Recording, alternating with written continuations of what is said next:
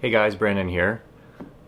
December 2016 is the last month or that you are able to purchase a Tesla Model S or Model X and have unlimited free supercharging.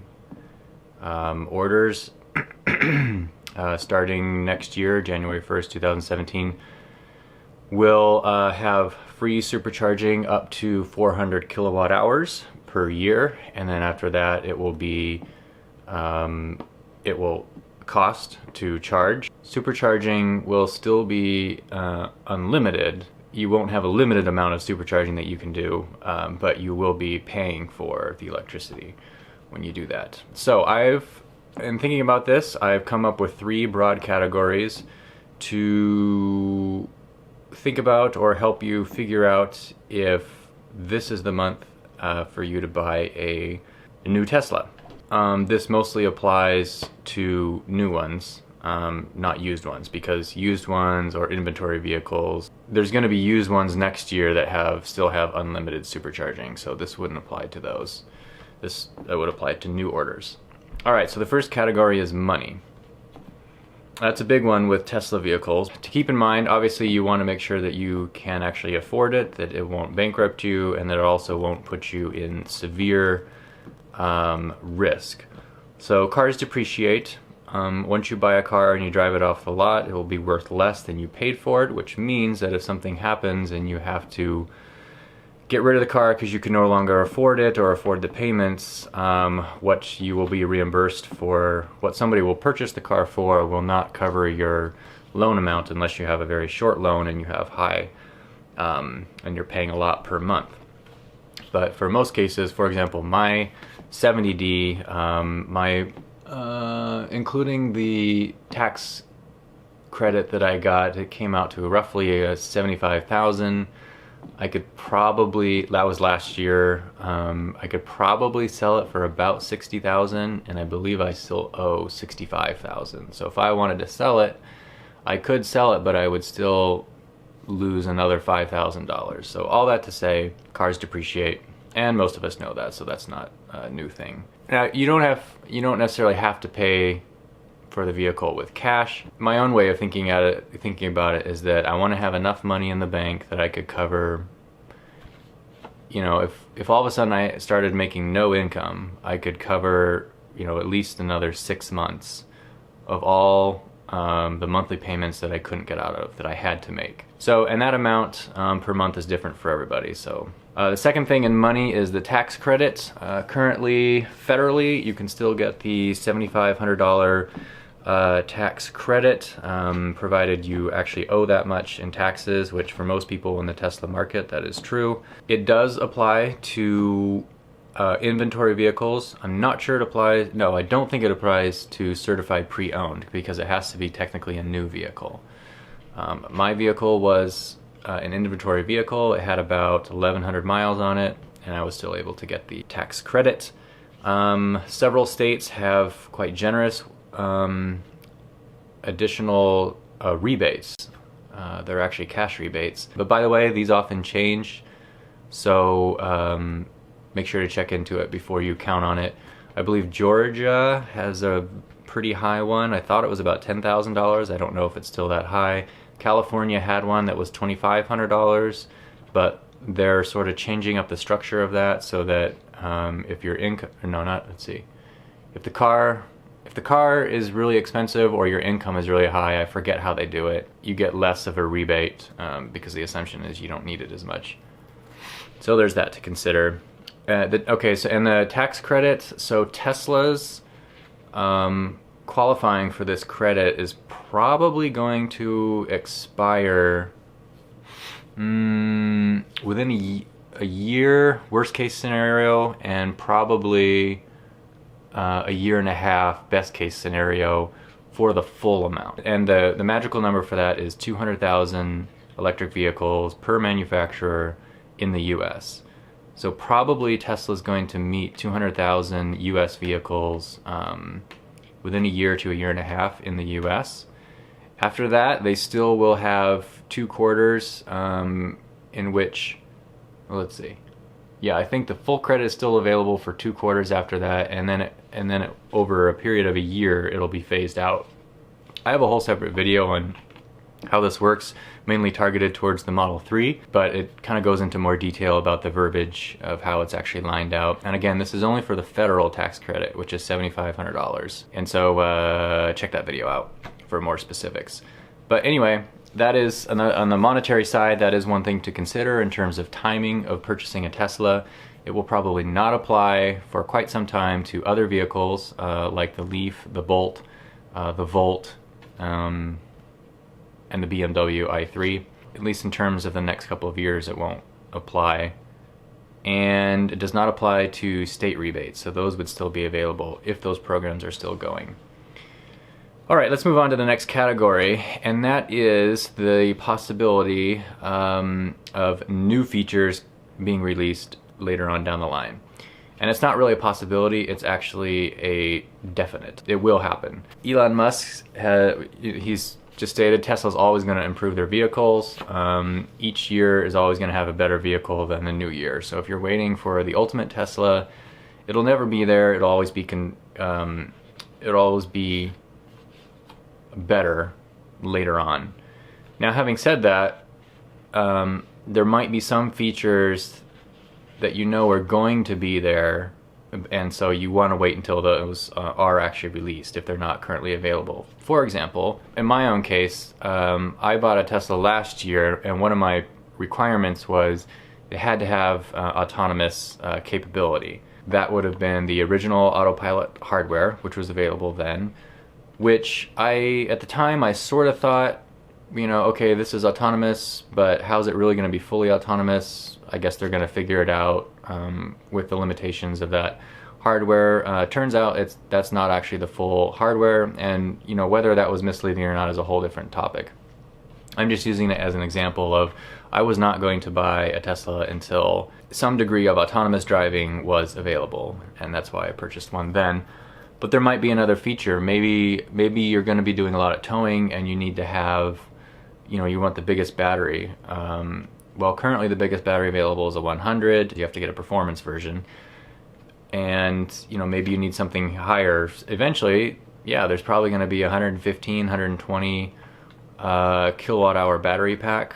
But, you know, we don't know when, we don't know how much that's going to cost. But it's stuff like that. If you know there's something that is probably going to be available later, and it's not available now, then, you know, the answer is not to get one now.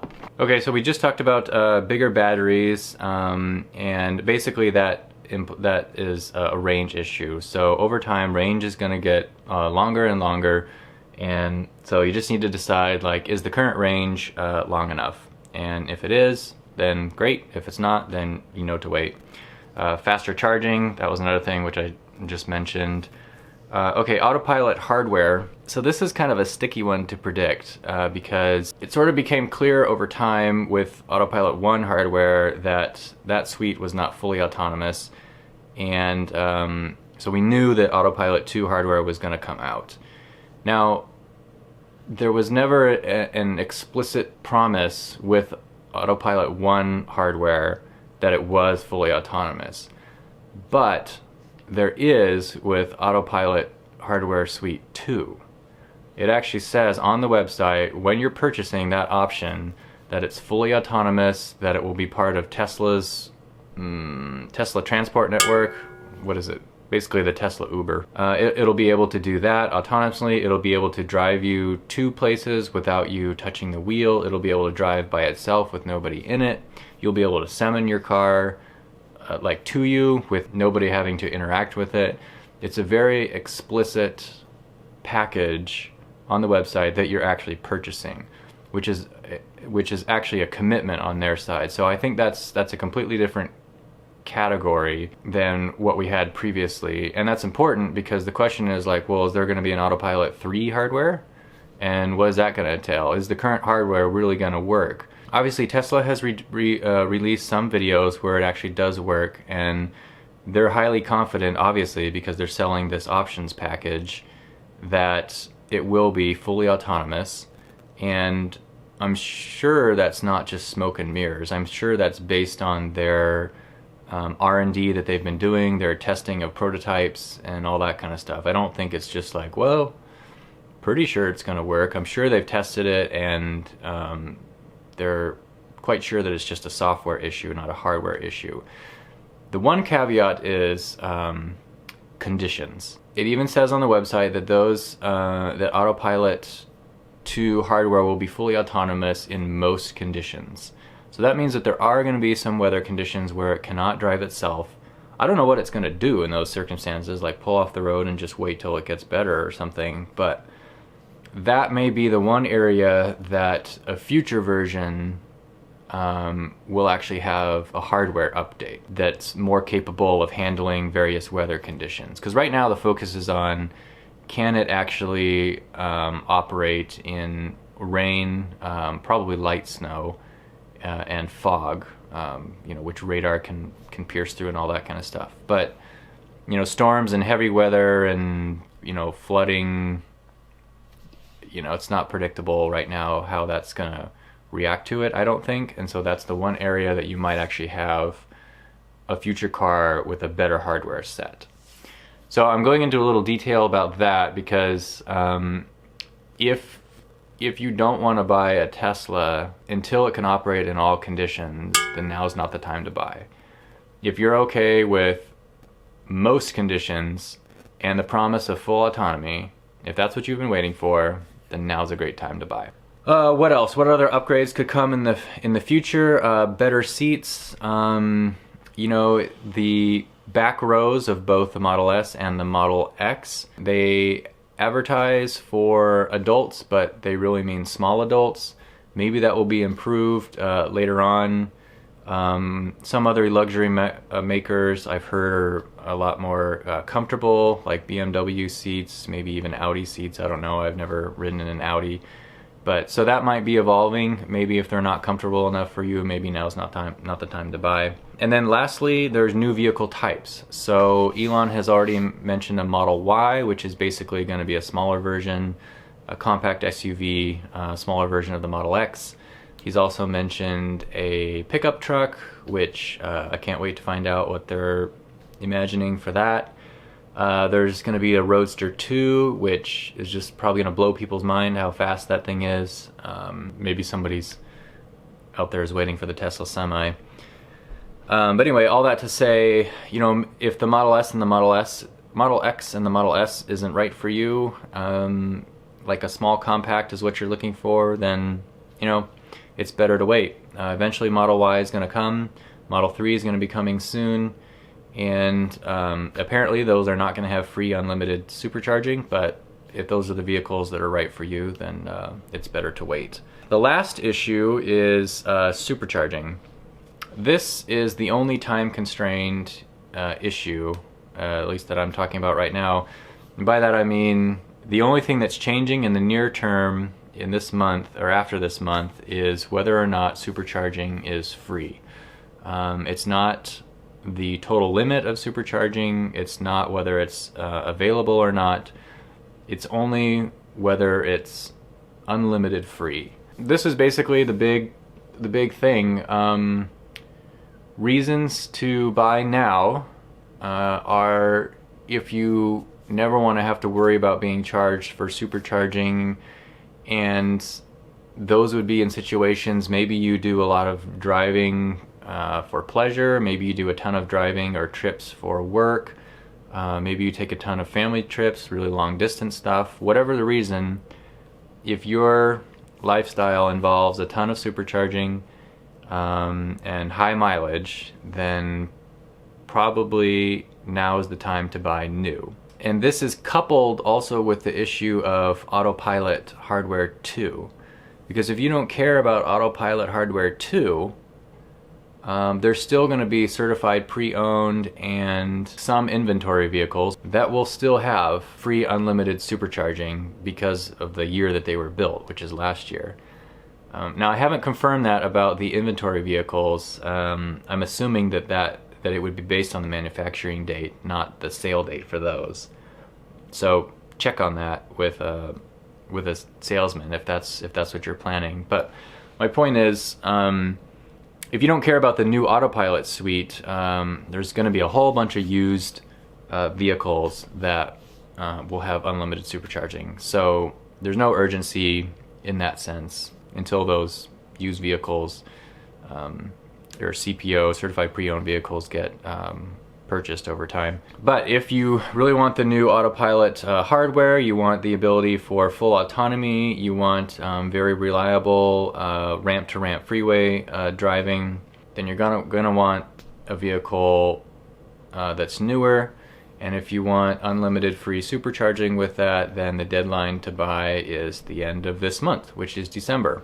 So if you've decided to purchase one this month, I've done a video before on what options I would recommend, so I recommend watching that video, obviously. But I'm also going to redo that, just kind of a, you know, I'm going to buy a Tesla. Which Tesla should I get? 2016 version, updated version, because the options have changed a little bit. Autopilot is different. The premium options are a little bit different. So I'm going to update that. Hopefully this week I can get that video done. And then the second thing is, if you've decided to purchase, I still have some credits left on my referral code, so I'll have that in the description. My referral code, if you give it to a Tesla representative, is Brandon1055, and they can plug that in and it'll give you $1,000 off the purchase. Not just new vehicles, but also inventory vehicles, which are considered new. Yeah, feel free to use that. If you have any comments or questions, let me know down below. Likes are always appreciated. And yeah, again, so the goal of this video was sort of about the timing of whether or not to purchase a Tesla, and then more of the specifics of how to think about the different Tesla options and whether Model X or Model S. I'm gonna do another video on that as soon as I can. So anyway, this is a really long video again. I didn't think it was going to be this long, especially since my note card was only that long. If you finished this video all the way, thanks for watching all the way, and I will see you in the next video.